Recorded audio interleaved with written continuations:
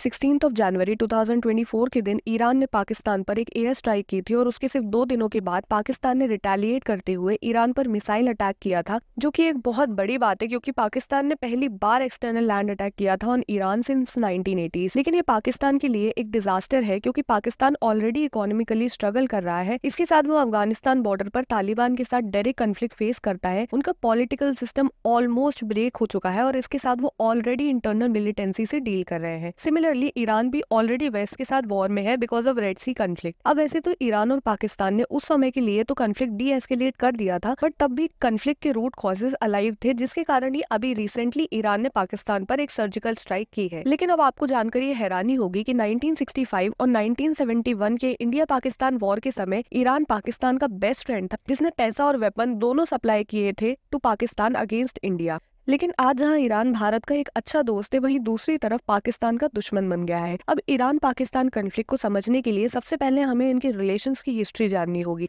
1947 में जब पाकिस्तान आजाद हुआ था तो वो एक न्यू मुस्लिम कंट्री के रूप में फॉर्म हुआ था, जिसको वर्ल्ड की बाकी मुस्लिम कंट्रीज से सपोर्ट मिल रहा था। और उस समय ईरान और पाकिस्तान बेस्ट फ्रेंड्स थे क्योंकि Iran one of the first country था टू रिकॉग्नाइज पाकिस्तान। इवन दोनों कंट्रीज ने मिलकर अमेरिका को भी सपोर्ट किया था during cold war between US and Soviet union. Also a strong relation के कारण जब भी पाकिस्तान की भारत से झड़प होती थी तब ईरान उन्हें पूरा सपोर्ट करता था। लेकिन 1979 में ईरान में एक इस्लामिक रिवॉल्यूशन आया जिसमें आयतुल्लाह खुमैनी के अंडर एक इस्लामिक रिपब्लिक स्टैब्लिश हुई थी और सडनली खुमैनी ने सारे यूरोपियंस और अमेरिकन को ईरान से बाहर निकालने का डिसीजन लिया बिकॉज उनका मानना था कि शाह ऑफ ईरान को अमेरिकन और यूरोपियंस एक पपेट की तरह यूज कर रहे हैं और ईरान से बहुत कम कॉस्ट में ऑयल एक्सट्रैक्ट करके इसको पूरे वर्ल्ड में अच्छे प्रॉफिट में बेच रहे हैं। इसके बाद यूरोपियंस और अमेरिकन को निकालने के बाद ईरान ने ईरानियन ऑयल बिना किसी पर डिपेंडेंट हुए पूरे वर्ल्ड में सेल करना चालू किया। लेकिन ऑब्वियसली अमेरिकन और यूरोपियंस को ये बात बिल्कुल पसंद नहीं आई और ईरान इन कंट्रीज का एनिमी बन गया। और इसी समय पाकिस्तान और ईरान की रिलेशनशिप खराब होने लगी बिकॉज ईरान एंटी अमेरिका था लेकिन वहीं पाकिस्तान प्रो अमेरिका।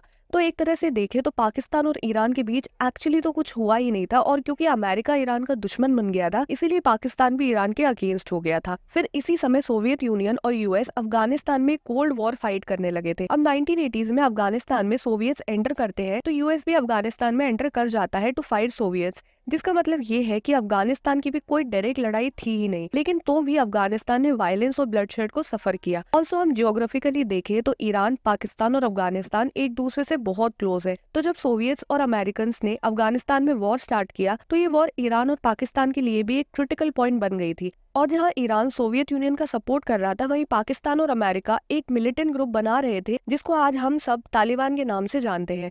अब ईरान पाकिस्तान कॉन्फ्लिक्ट 1998 में और एस्केलेट हो गया जब तालिबान ने ईरानियन डिप्लोमेट्स इन अफगानिस्तान पर अटैक किया और इस इंसिडेंट के बाद से इन कंट्रीज के बीच के रिलेशंस और खराब ही होते गए हैं। अब 2024 के ईरान पाकिस्तान कॉन्फ्लिक्ट को देखें तो इसका सेंटर है बलोचिस्तान प्रोविंस क्योंकि ये रीजन नेचुरल रिसोर्सेज की खदान है। लेकिन पाकिस्तान में रह रहे बलोच पीपल ने हमेशा मार्जिनलाइज फील किया है बिकॉज उन्होंने पाकिस्तान और ईरानियन दोनों गवर्नमेंट से डिस्क्रिमिनेशन फेस किया है। सो बलोच के लोगों का कहना है कि अगर पाकिस्तान बलोचिस्तान के नेचुरल रिसोर्सेज में इतना इंटरेस्टेड है तो पाकिस्तान बलोचिस्तान को डेवलप क्यों नहीं कर रहा है, क्योंकि वहाँ 65% लोग पॉवर्टी में जी रहे हैं। और सेम केस ईरान के साथ भी है क्योंकि सिस्तान बलोचिस्तान के 80% लोग पॉवर्टी में रह रहे हैं और इसीलिए बलोच के लोगों ने पाकिस्तान और ईरान दोनों के अगेंस्ट रिवॉल्ट स्टार्ट कर दिया। और इसी समय बलोचिस्तान लिबरेशन आर्मी नाम का एक ग्रुप पाकिस्तानी गवर्नमेंट से बैटल करने लगा। लेकिन ये करते क्या थे कि ये पाकिस्तान पर अटैक करते थे और फिर ईरान में जाकर शेल्टर ले लेते थे। और सिमिलरली ईरानियन मिलिटेंट ग्रुप भी ईरान पर अटैक करते थे और फिर पाकिस्तान में जाकर शेल्टर ले लेते थे। लेकिन इस समय पाकिस्तान और ईरान एक दूसरे को अक्यूज करने लगे फॉर नॉट डूइंग इनफ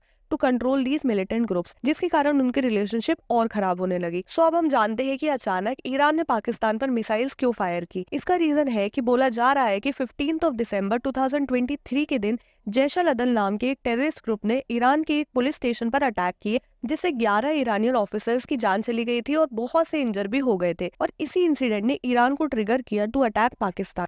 और 16 जनवरी 2024 के दिन ईरान ने पाकिस्तान के बलूचिस्तान रीजन पर मिसाइल स्ट्राइक्स की, जिसके रिटेलिएशन में सिर्फ 2 दिनों में पाकिस्तान ने भी ईरान पर मिसाइल अटैक किया। और इस तरह 2 मेजर कंट्रीज जिसमें एक के पास न्यूक्लियर वेपन्स है तो वहीं दूसरे के पास इनसेन ऑयल मनी एक दूसरे के साथ ऑलमोस्ट एक डायरेक्ट वॉर स्टार्ट कर चुके हैं। और इसी तरह 2 बेस्ट फ्रेंड्स एक दूसरे के एनिमीज बन गए हैं, जबकि इन दोनों के बीच एक्चुअली तो कोई प्रॉब्लम थी ही नहीं। सो आई होप आपको ये वीडियो पसंद आई होगी और आपको इस वीडियो से कुछ सीखने को मिला होगा। So keep learning, keep growing.